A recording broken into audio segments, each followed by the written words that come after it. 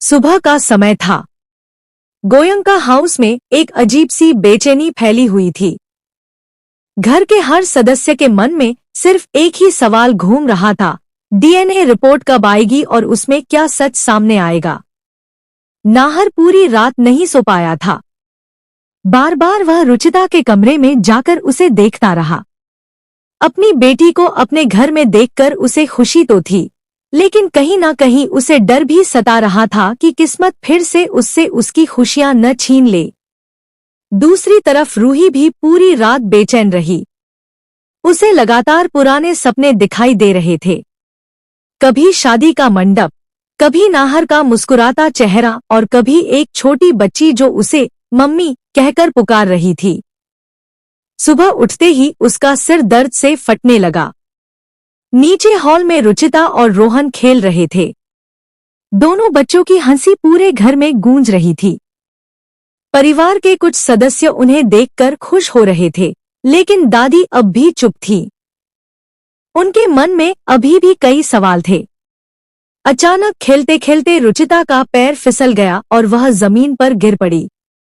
उसके हाथ में हल्की चोट लग गई। दर्द से वह रोने लगी। मम्मी, रुचिता चिल्लाई। रूही तुरंत दौड़कर उसके पास पहुंची। उसी समय नाहर भी भागता हुआ वहां आ गया। दोनों ने एक साथ रुचिता को उठाया। रुचिता रोते हुए बोली, मम्मी, पापा, मुझे दर्द हो रहा है। पापा शब्द सुनते ही नाहर की आंखें नम हो गईं।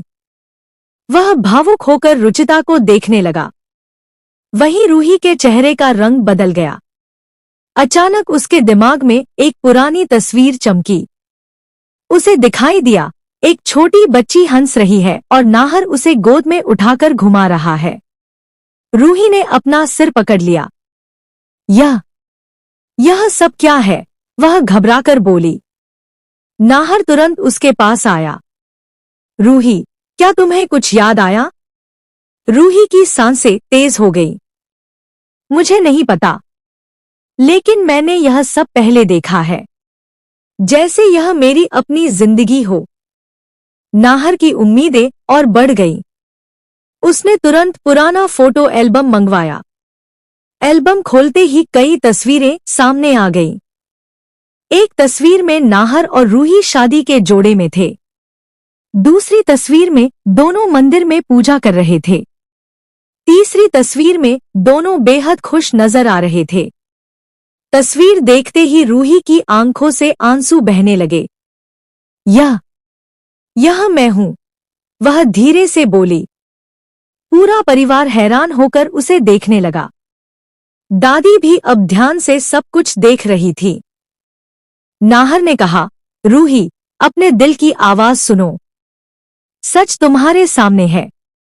रूही कांपती हुई आवाज में बोली, मुझे कुछ कुछ याद आने लगा है। इतने में दरवाजे की घंटी बजी। पूरा परिवार चौंक गया। घर का नौकर एक लिफाफा लेकर अंदर आया।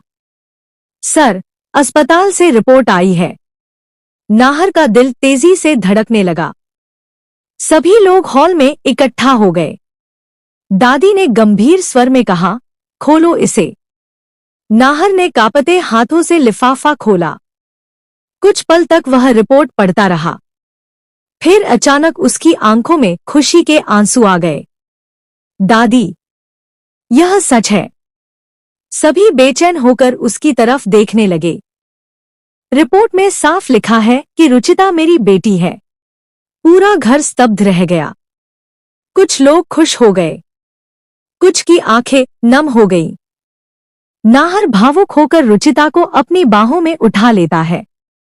मेरी बेटी, मेरी अपनी बेटी।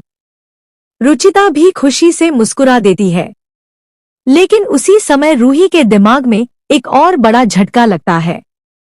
उसे अपनी शादी की पूरी रस्में याद आने लगती हैं। उसे याद आता है कि वह नाहर से कितना प्यार करती थी। उसे याद आता है कि किस तरह दोनों ने साथ जीने मरने की कस्में खाई थी। और फिर उसे वह हादसा याद आता है जिसने उसकी जिंदगी बदल दी थी। रूही की आंखों के सामने सब कुछ घूमने लगता है। वह अचानक चिल्ला उठती है, नाहर। सभी घबरा जाते हैं। नाहर तुरंत उसके पास पहुंचता है। रूही, क्या हुआ? रूही रोते हुए कहती है, मुझे सब याद आ गया है। यह सुनते ही पूरे घर में सन्नाटा छा जाता है।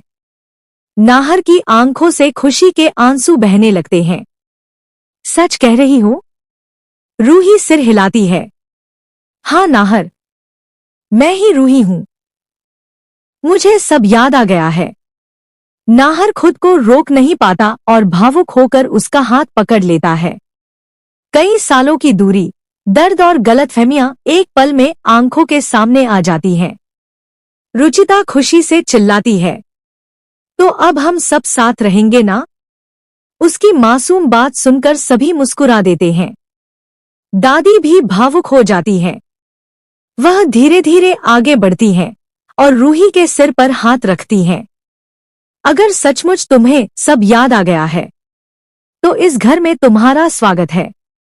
रूही की आंखों से आंसू बहने लगते हैं।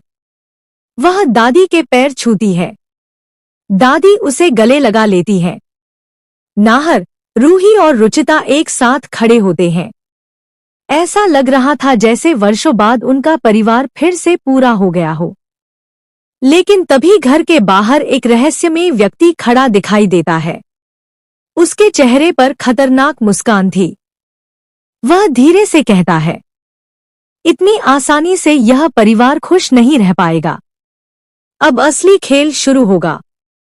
उसकी बात सुनकर माहौल एक बार फिर रहस्य और खतरे से भर जाता है। क्या यह नया दुश्मन नाहर और रूही की खुशियां छीन लेगा? क्या परिवार पर कोई नया संकट आने वाला है? जानने के लिए देखिए मनसुंदर का अगला धमाकेदार एपिसोड।